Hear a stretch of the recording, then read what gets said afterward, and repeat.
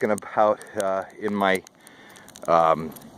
wrap-up, I said in the wrap-up that we're going to be getting a snowstorm, and it might end my detecting for a good while.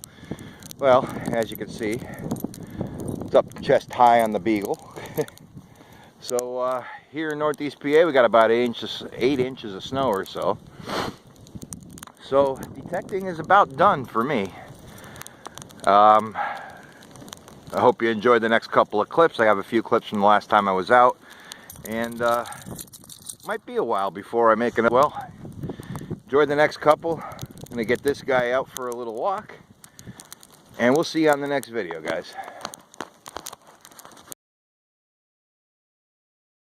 Hey, what's up? Just decided to come back out to this house where I found that old French coin the other day. That coin turned out to be a French centime. I'm not sure exactly how you say it, but it came out from that tree right there. I just started, got a deep signal, and popped out an Indian penny. It's in a little bit of rough shape. Looks like it's a little clipped right there, but hey, it's an Indian. So I'm taking my time, going kind of slow, using my sniper coil. That's how I found that coin over there. Since I did find that old colonial coin, I'm going to cover this a little bit more thoroughly and use the sniper coil. So, alright, we'll get back to you if we find something else. Still around this old tree. I went around the yard there and found another wheat penny or two over here. But this signal, I've hit it before and couldn't get to it, but ended up with a pick. Actually turned out to be a pocket knife. An older knife there. I'll clean it up. But I don't know. I came back over to here because I kept hitting this signal, and I really wanted to see what this was. I hit it about 3 times last time, and I knew it was here, but I decided to go after it, and it was wedged down underneath this big ass root here. But and underneath this rock. So anyway, neat little find, neat little relic. Alright, we'll see you on the next or on a wrap up. Alright, this is kind of a neat find. Thought I was going to be digging up a zinc penny. It rang up that high, it rang up around the 70s, but looks like a flat button. It's going to have some writing on it. Shank is missing there.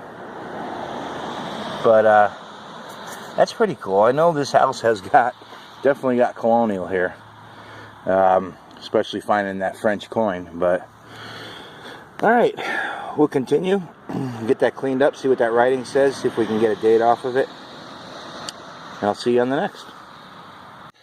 Hey guys, what's up? I'm gonna do the quick wrap up on the other day's hunt. You saw a couple of clips there, not too much, but got a few cool little things.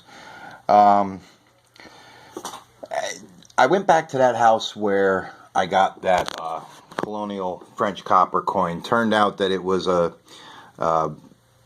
10 centimes. I still can't say the word, but it was definitely colonial. It was minted between 1796 and 1800. So that was a pretty cool find there. So I went back to that yard. I switched over to my sniper coil and was covering the yard, kind of doing a little bit more methodically than the last couple of times I was there. And as you can see, I pulled out some signals. Unfortunately, I think that this is going to be close to the end as far as getting out every week and having finds all the time. We're supposed to get some snow here in Pennsylvania tomorrow afternoon. I think they're calling for 3 to 6 inches of snow here. And I'm not a big fan of the cold, but I mean, I'll get out again, probably a couple of times, but not nearly as much as I did this summer. I mean, I had a really great summer. Found a lot of bucket list finds that were, on my list, and other things that weren't on my list that I found that turned out to be surprises. So, I've only been doing this, I think this is about my 3rd year. The first year I really didn't do too much. And then last year I did a lot, and this year I think I went out even more. So this turned out to be my best year. But anyway, so I returned back to this yard, and I got about, I don't know, maybe half of it done with my sniper coil. And as you, like I said, you can see I'm still pulling signals out of there. So there's still more there that I want to cover. And I'll get back there again if we have a few more mild days, if the snow melts or whatever, before the ground freezes completely solid. But anyway, so real quick, got a few clad. I got a couple of copper pennies there. It was at like 4 pennies. Clad dime and modern nickel, Jefferson nickel there. Nothing big. Couple of shotgun head stamps there. I didn't put a glass on them to see what they say. I don't know too much about these. Maybe over the winter time, start looking some of them up and seeing just how old some of them are. This was a cool find, and I didn't video it. I'm not exactly sure why I didn't, because when I found it, I did see the writing on it. This might be some kind of a luggage tag or something like that. It says the F Company 1029. It's just a brass tag with a hole in it, but pretty neat. I'm not exactly sure again what that could be. Now the house next door that I've been working on all summer, you see me keep going back to that big white Victorian, or I think it's even before Victorian. I'm pretty sure that used to be a hotel. So could this be something related to that? It's possible. And this house itself, the house next door to this, where this stuff came out, it doesn't really look that old, at least old enough to have some of the stuff that I found in it. So it was either part of the property next door, or there might have been something there at one time that was knocked down and then this house was built on top of it.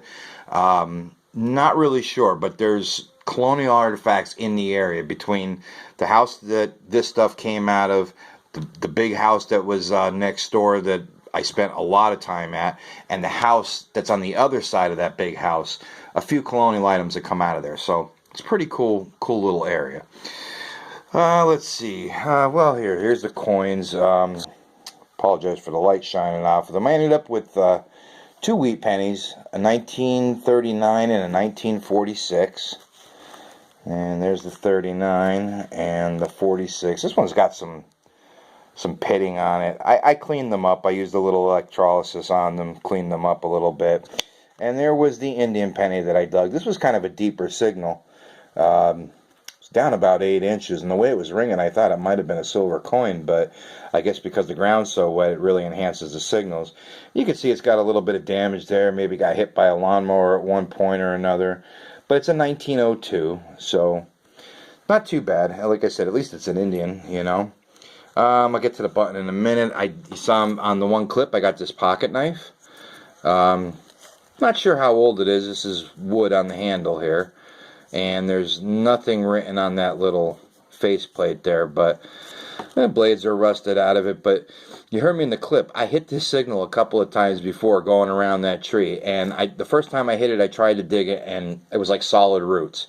So I skipped over it a couple of times, and I found it. I had an ice pick in the back of the car, so I took the ice pick over and I went over to see what it was, and it turned out to be this knife. So that's pretty cool. At least it's out of the way now. A couple other little things. This is the hammer for a cap gun. This would be the little cock part that you cock it back, and that would hit the cap. This is actually the second one of these I dug this year. This is a wheel for a toy train, like a Lionel train or something like that. So that's pretty neat. But like I said, that's the second one I dug this year. There was just a couple little, I don't know if this is like from a watch or something, from a pocket watch or a gear or some type, and that's just a little washer. But those are the coins. These 2 items are pretty interesting. This is a squashed up musket ball, and you can see the gray, the patina on some of that lead.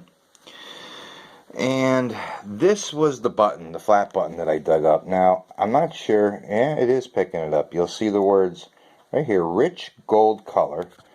And color is spelled C-O-L-O-U-R, which is the way that they spell it over there in the UK. There's also a little bit of fancy on there, a little bit of a floral design, and the shank is busted off.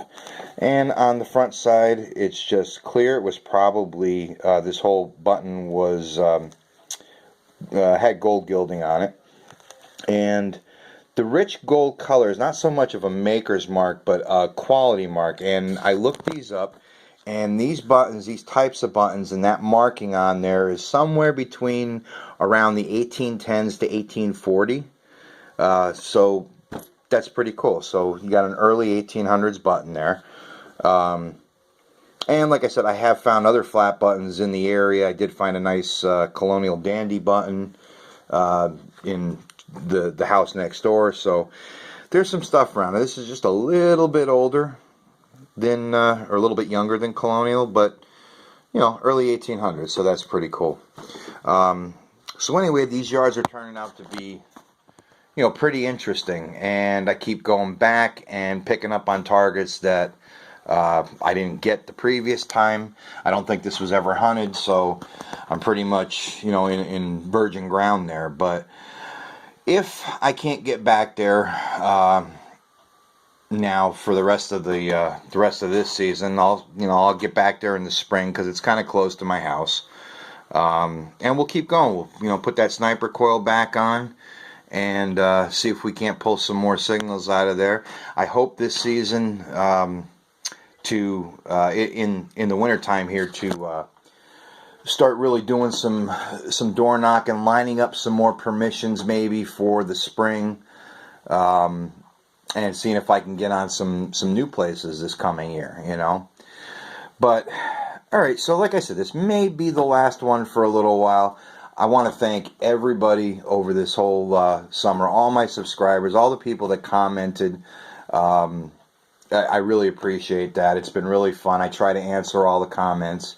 And I also want to thank DK from Adventures in Dirt. He did feature my, I had a find a few weeks back of an 1841 half dime, and he featured it on his channel, Adventures in Dirt. So I encourage everybody to go over there. If you don't know about it, go over, check him out. It's Adventures in Dirt. Now, he plays a lot of, he goes through a lot of clips, and he gives you like little highlights and previews of different channels where they've dug some really cool things. And since he put me on that channel, I must have picked up at least 50 subscribers. So I know it was a bump from his channel, and I really appreciate that, DK. Thank you very much. All right, that's about it, and thanks a lot again, and I really hope you guys have some great luck out there. I'm enjoying watching the videos.